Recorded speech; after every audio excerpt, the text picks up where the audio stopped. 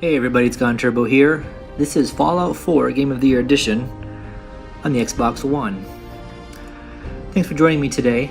This is my second Fallout video, and today I wanted to look at some of the mods that I have been trying out, or I should say dabbling with. So we'll log into the mod menu here from the main menu, and one of the things that I have noticed right away is that the setup is pretty much exactly the same as Skyrim. It is a Bethesda game after all, so you're going to have your categories that are exactly like Skyrim. Your featured, your library, your favorites, most popular, highest rated, most favorited, and latest. After that, you have alphabetical categories, categories that are alphabetical, based on different things. There are some differences here, however, like Automatron category and let's see, Companions, Contraption, Workshop category. So there's some different categories because it's a different game. However, but you have 2 gigabytes of space versus 5 in Skyrim. And what I'm finding overall is that that's really okay. I've been modding Skyrim for a year and a half. Spent a lot of time trying to make a great looking game that runs well, that incorporates so many things. Right now I'm just kind of dabbling here with these mods and with a load order. And right now I have more or less tried to research graphics and weather and lighting. That seems to be kind of my shtick for Skyrim, and I wanted to try to kind of start with that for Fallout 4. So what you'll see here in my load order is the official Fallout 4 patch. I figured if this is similar to the unofficial Fallout 4 patch, if this is similar to the unofficial patch for Skyrim, then I'm going to put it at the top of my load order. I've tried a couple of the weather mods that exist, and right now I am playing with Vivid Weathers. Same mod author as Vivid Weathers for Skyrim, Manga Club. I have also tried, or I have noticed, I haven't really given it a good thorough try, is True Storms. So there's a True Storms Wasteland Edition mod for Fallout 4, and very popular as well.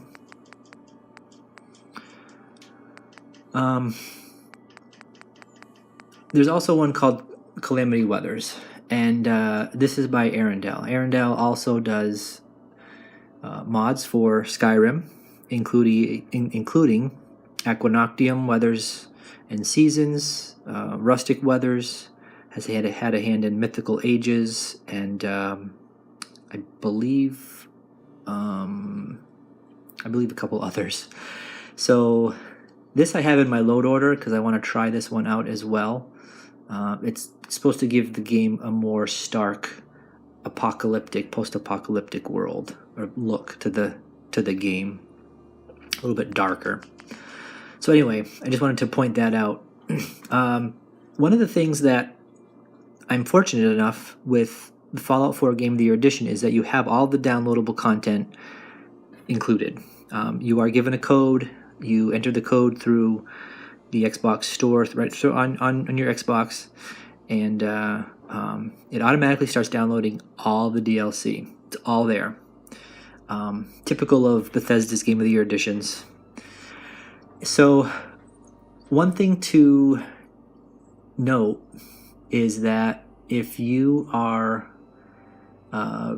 looking to download mods, a lot of them require a certain DLC. So if you buy the Fallout 4 game, not Game of the Year edition, just the basic game, to download some of these mods, you're going to have to download DLC content, which I believe is still going to cost you money to download them. I think. I know that Fallout 4 recently available on Game Pass, which is probably, corresponding with the Game of the Year edition being released. So that's just something to keep in mind. So all of these Vivid Weathers add-ons or patches will work. Will make Fallout. Will make Vivid Weathers compatible with the downloadable content. I have a couple of sound mods. Reverb and Ambience Overhaul I play with in Skyrim. I really like it. I'm sure there's some conflicts between these two. Realistic Sound, Xbox One. These were really popular. So I put Reverb and Ambience Overhaul underneath. So if there's any conflict, it will overwrite Realistic Sound. It's just how I have it set up for now. We'll be tweaking as I go. Enhanced blood textures. I figured, why not? I have something like this for Skyrim. I'm gonna keep it for Fallout 4. Plenio exploration. Apparently, this allows more buildings to be available to enter. The mod author says that there were a lot of houses that you couldn't go inside because they're boarded up. This allows you to do that. So we're gonna give this a shot and see how this works. Realistic ragdoll force, pretty self-explanatory.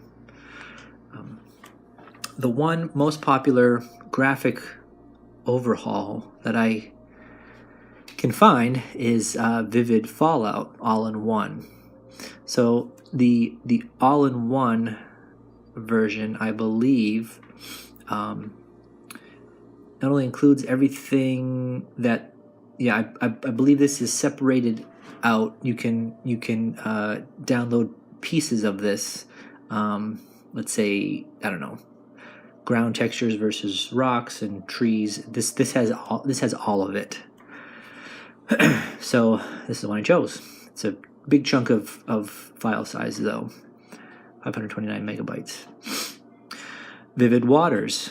Again, Realistic Waters 2 in Skyrim. I wanted to try a water mod, and this seems to be the most popular. So I'm giving that a try.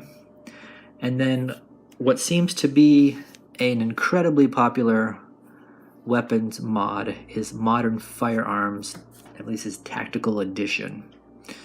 And it seems to add a whole bunch of new weapons and guns to Fallout 4, and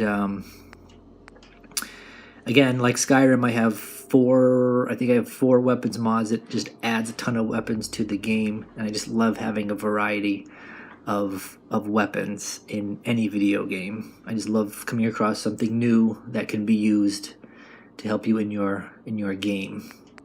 So that's my load order so far. It's, I'd say, 3. In terms of free space, 600 megabytes left. That's about 3/4 of what's available filled, just right here, 3/4 filled. But a lot of mods are small in size. So many are kilobytes in size, which is great. There are tons of mods that are so small in this game. So that's my load order for right now, and I'll keep you guys updated on any more that I continue to do and tweak, and maybe some comparisons in the future. And hope you stick around and check it out. Thanks for watching. I'll talk to you again soon.